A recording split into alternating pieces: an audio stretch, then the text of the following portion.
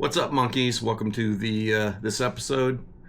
We are going to be uncovering and lifting a ductile iron pipe that was buried, and the inspector said that was too low, so we had to raise it a little bit. And this is just me uncovering the top of the pipe, and then you'll see them raising the pipe to bring it up to the elevation that we're required to bring it to. All right, enjoy the show.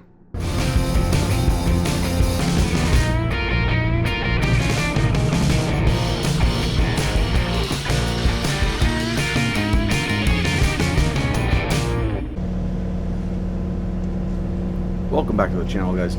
If you haven't already subscribed, go ahead and subscribe and smash that like button below. We'll get to this. We are scraping material off the top of a ductile iron water line that we buried that the inspector found to be too deep, and we didn't have enough separation between our sewer and water.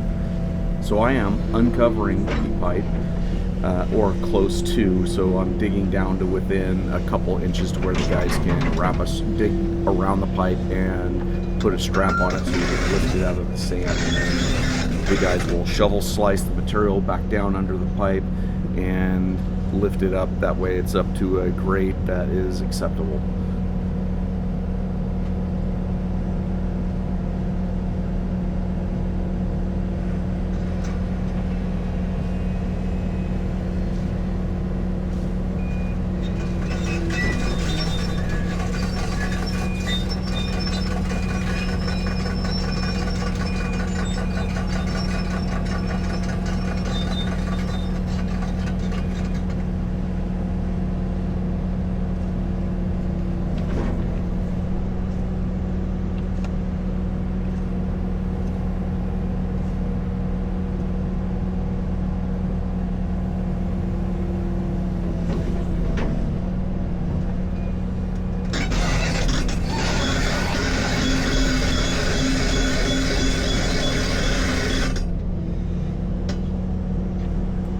Okay, so one of the questions you might be having is, how do I know how deep to make my cut? Since I can't see the pipe and I'm taking a guess at how deep the sand is. Sand is over pipe is about 1 foot, and we usually use a shovel slice to check top of pipe before compacting it. So we're putting in about 18 inches and it compacts down to about 12 inches. So knowing how tall the cutting edge is on my 2-foot bucket, I can guesstimate on how much of a cut I'm making when I'm dragging it through the sand. So first I'll take off the top layer, then I'll start peeling back an inch or two at a time through the sand until I get to about 3 inches above the pipe. At least that's an estimated guess. And then I have Hector behind me, he's digging down the top of the pipe telling me that's a good grade, keep holding it and keep going.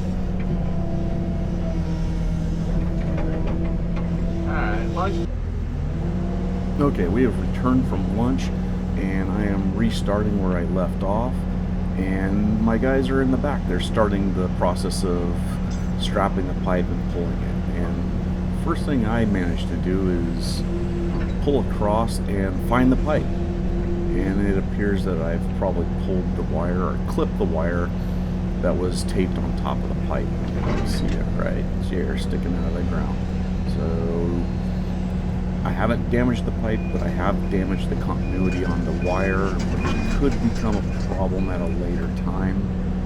So all that will get tested, and we will have to make sure once it gets reconnected that no continuity in the tracer wire has been broken.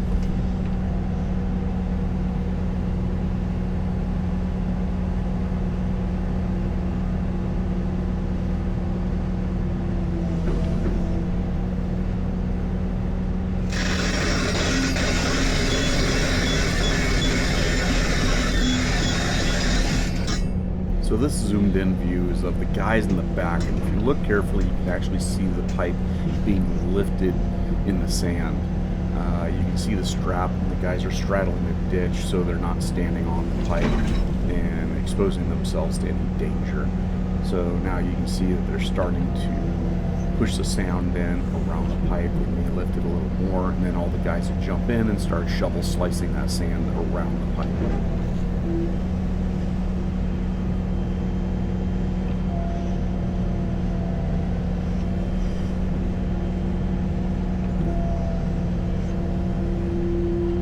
So I just want to say, unless you're an experienced operator and you're very confident in your skills pulling grade, you shouldn't be working and doing something like this without a spotter. That's one of the reasons why I got into the pipe back there and clipped that wire.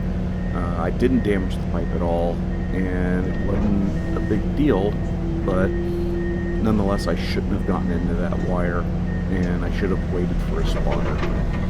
But that's how things go. Sometimes you get pushed to do things, and I'm expected at the level I'm at to work with or without spotters sometimes.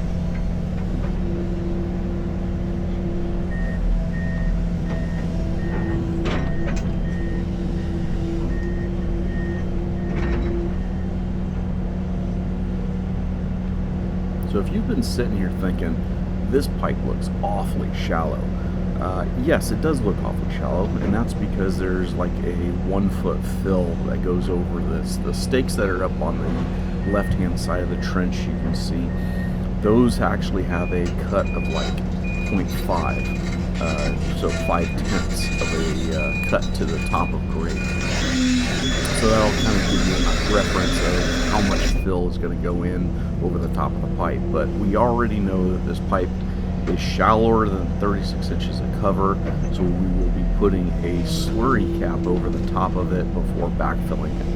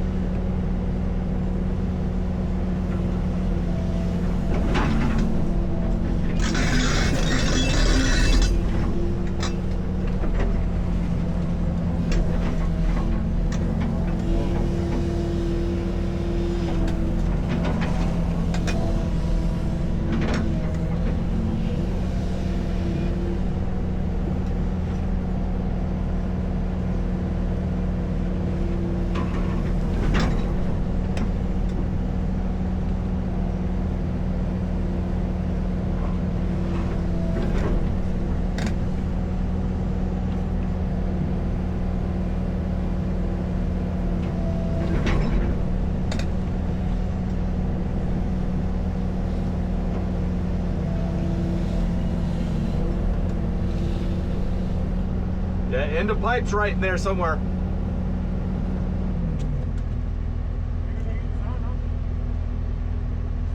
Yeah, pull that wire.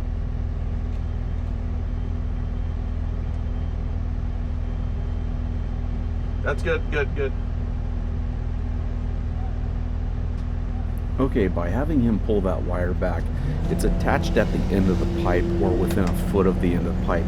So that way I've got a reference point to go off of, to know where not to dig. So if I stay a foot away from that wire, I can relatively expect to dig down in front of the pipe and not hit the end of pipe.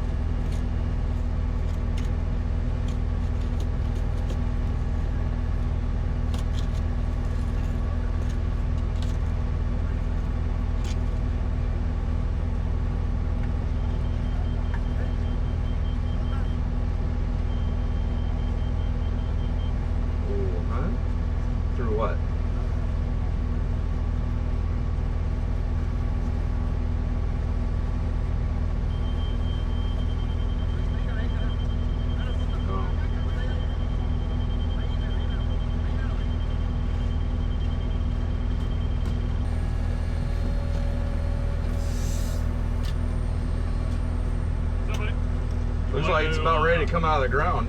Huh? Looks like it's about ready to come out of the ground. I know, I hope they're right with their numbers. I don't know why we would race it, because before we barely had enough cover, so now we're like,